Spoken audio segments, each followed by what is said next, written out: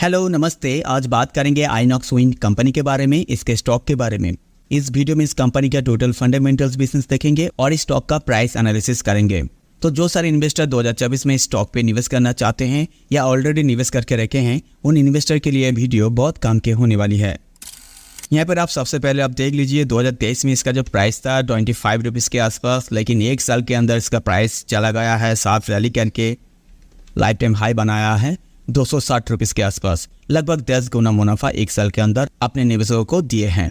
High return देख के आप अगर किसी कंपनी में लॉन्ग टर्म निवेश कर देंगे तो आप बुरी तरीके से फंस सकते हैं।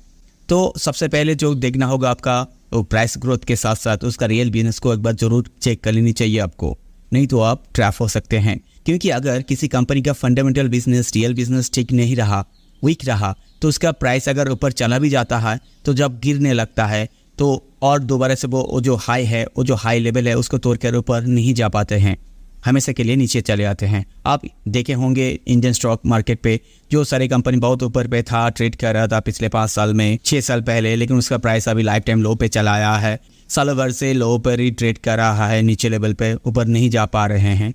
तो अगर किसी कंपनी का फंडामेंटल अच्छा रहा तो क्या होगा, उसका प्राइस हाई करेगा, उसके बाद हायर लो करेगा, फिर से हायर हाई करेगा, उस हाई को तोड़कर ऊपर चला जाएगा उसका प्राइस। तो हमेशा रियल बिजनेस को आपको देख लेनी चाहिए लॉन्ग टर्म निवेश करने से पहले। तो ये कंपनी जो है एक साल के अंदर 10 गुना मुनाफा तो दिए हैं। तो चलिए इसके साथ, इसका प्राइस के ग्रोथ के साथ, इसका फंडामेंटल बिजनेस, इसका रियल बिजनेस कितने तेजी के साथ ग्रो हुए हैं आपको दिखाएंगे।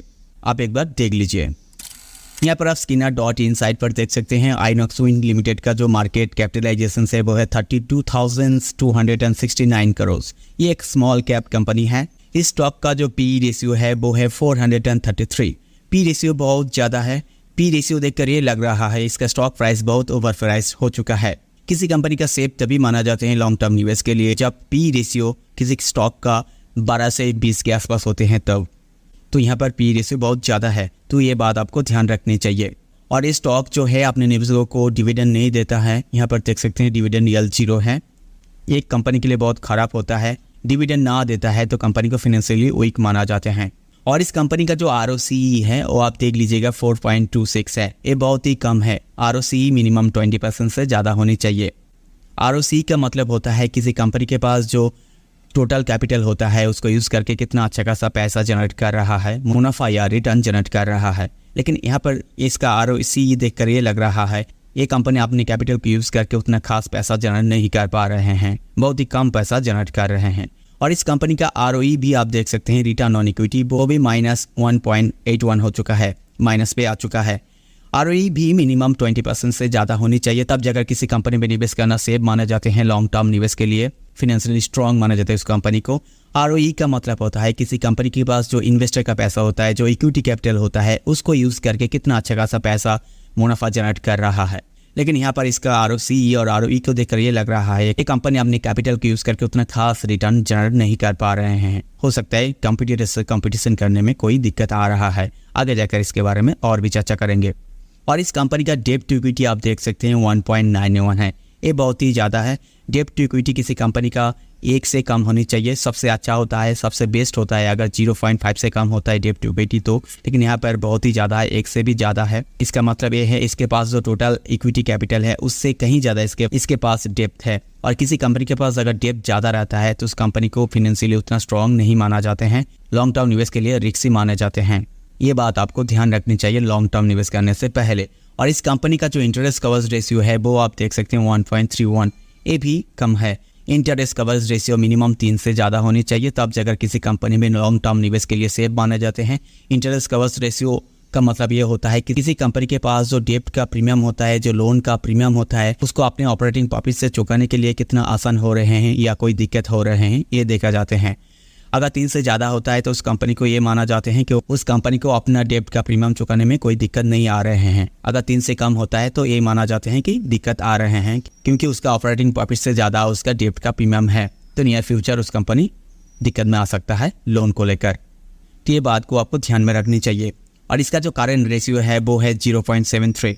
करेंट रेशियो भी 2 से ज़्यादा होनी चाहिए मिनिमम, लेकिन यहाँ पे बहुत ही कम है। करेंट रेशियो का मतलब ये होता है कि किसी कंपनी के पास जो करेंट लायबिलिटी होता है उसको चुकाने के लिए उसके पास कितना सफिशिएंट करंट एसेट है ये देखा जाते हैं। अगर 2 से ज़्यादा होते हैं तो इसका मतलब ये होता है कि उसके पास जो करंट लायबिलिटी है उससे डबल उसके पास करंट एसेट है, तो कोई दिक्कत वाली बात नहीं होते हैं अगर 2 से ज़्यादा होती है तो। लेकिन यहाँ पे कम है, ये बात भी आपको ध्यान रखनी चाहिए।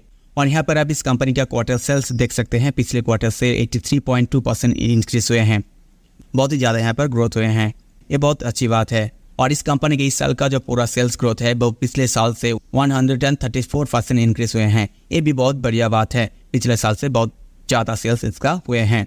और इस कंपनी का इस क्वार्टर प्रॉफिट ग्रोथ आप देख सकते हैं, पिछले क्वार्टर से 174% इंक्रीज हुए हैं, ये बहुत बढ़िया बात है, बहुत अच्छी बात है। और इस पूरे साल का प्रॉफिट ग्रोथ पिछले साल से आप देख सकते हैं 113% इंक्रीज हुए हैं, ग्रोथ हुए हैं। तो इस कंपनी का सेल्स ग्रोथ और प्रॉफिट ग्रोथ देखकर ये लग रहा है इन सालों में, इन दिनों में इसका बिजनेस बहुत अच्छा खासा चल रहा है। अगर ऐसा चलता रहा तो ये कंपनी जो है फाइनेंशियली स्ट्रॉन्ग बनता जाएगा और इसका डेट भी घटने लगेगा। और इस कंपनी का जो प्रोमोटर होल्डिंग्स है वो है 48.3। ये बहुत इंपॉर्टेंट चीज़ होती है, किसी कंपनी पे निवेश करने से पहले आपको प्रोमोटर होल्डिंग जरूर देख लेनी चाहिए, क्योंकि प्रोमोटर लोग की कंपनी का फाउंडर्स होते हैं, ओनर्स होते हैं, उन लोगों को सब कुछ पता होते हैं कंपनी के बारे में, आगे जाकर क्या करेगा क्या नहीं करेगा, अच्छा होने वाला है या बुरा होने वाला है, सब कुछ उन लोगों को पहले से पता होते हैं। तो जितना ज़्यादा प्रोमोटर होल्डिंग्स किसी कंपनी में होगा उस कंपनी पे निवेश के लिए, लॉन्ग टर्म निवेश के लिए सेफ माना जाते हैं उतना भी। यहाँ पर 48.3 है, ठीक ठाक ही है, मिनिमम 50 से 60% होनी चाहिए, लेकिन ठीक ठाक ही है प्रोमोटर होल्डिंग्स। तो ओवरऑल इस कंपनी का इंपॉर्टेंट फंडामेंटल चेक कर ये लग रहा है ये कंपनी फाइनेंशियली अभी वीक है कारण दिनों, लेकिन इसका सेल्स ग्रोथ और इसका प्रॉफिट ग्रोथ देखकर ये लग रहा है ऐसा अगर चलता रहा इसका सेल्स, इसका प्रॉफिट, तो ये company near future financially strong बन सकता है। अब हम लोग आ चुके हैं आईनॉक्स विंड का मानली चार्ट पर। आप यहाँ पर देख सकते हैं 2023 में इसका जो प्राइस था वो था 25 रुपीज़ के आसपास, लेकिन एक साल के अंदर शार्प रैली करके ऊपर चला गया है, लाइफ टाइम हाई बनाया है 260 रुपीज़ के आसपास, लगभग 970% रिटर्न दिए हैं, 10 गुना रिटर्न दिए हैं एक साल के अंदर। तो आप बात आती है इसका प्राइस नियर फ्यूचर किस तरफ रहेगा, इससे ऊपर जा सकता है या थोड़ा करेक्शन ले सकता है। चलिए वीकली चार्ट पर आपको दिखाते हैं। वीकली चार्ट पर आपको एक चीज़ दिखाते हैं, स्विंग की इस लो से आप देख सकते हैं ये हाई बनाया है, यहाँ पर हायर लो है ये, फिर से आप देख सकते हैं एक हायर हाई बनाया है, यहाँ पर आप देख सकते हैं हायर लो बनाया है, फिर से दोबारा से यहाँ से एक हायर हाई बनाने जा रहे हैं, एक लंबा रैली करके ऊपर गया है, अभी तक भी हायर हाई बना नहीं है। कहाँ पर बनते हैं हायर हाई ये देखने वाली बात है। अभी ये देखना है इसका प्राइस ऊपर जाता है या करेक्शन लेता है, थोड़ा एक हायर लो बनाता है। अगर हायर लो बनाता है तो किस लेवल पर आके वो हायर लो बना सकता है, जहाँ से वो सपोर्ट लेकर फिर से दोबारा से बाउंस बैक करके ऊपर जा सकता है, एक हायर हाई बना सकता है।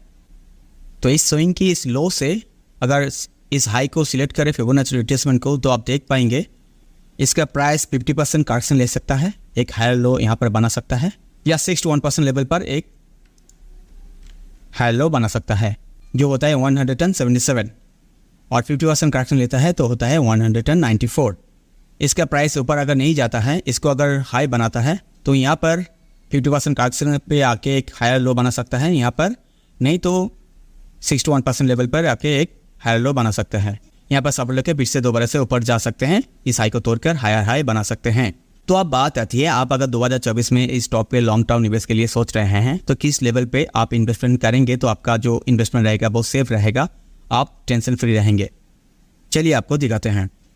आप अगर 2024 में निवेश करना चाहते हैं तो सबसे अच्छा, सबसे सेफ जो जोन है फिबोनाची रिट्रेसमेंट की सबसे आपको दिखाते हैं, वो है इस लेवल पर 50% करेक्शन अगर लेते हैं, इसका स्टॉक प्राइस जो होता है 144, इस लेवल पे आप अगर इन्वेस्टमेंट स्टार्ट करते हैं वेट करके, तो आपका जो इन्वेस्टमेंट रहेगा वो सेफ रहेगा, आप टेंशन फ्री रहेंगे।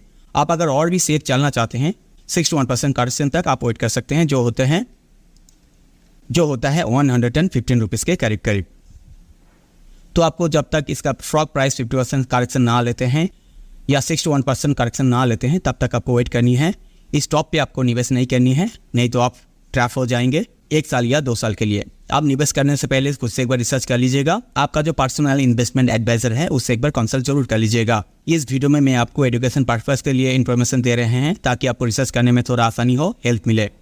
मैं भी समय समय पर इस स्टॉक के बारे में आपको अपडेट देता रहूँगा। तो फिलहाल आज के लिए इतना ही, मिलते हैं नेक्स्ट वीडियो पर, तब तक के लिए बहुत बहुत धन्यवाद।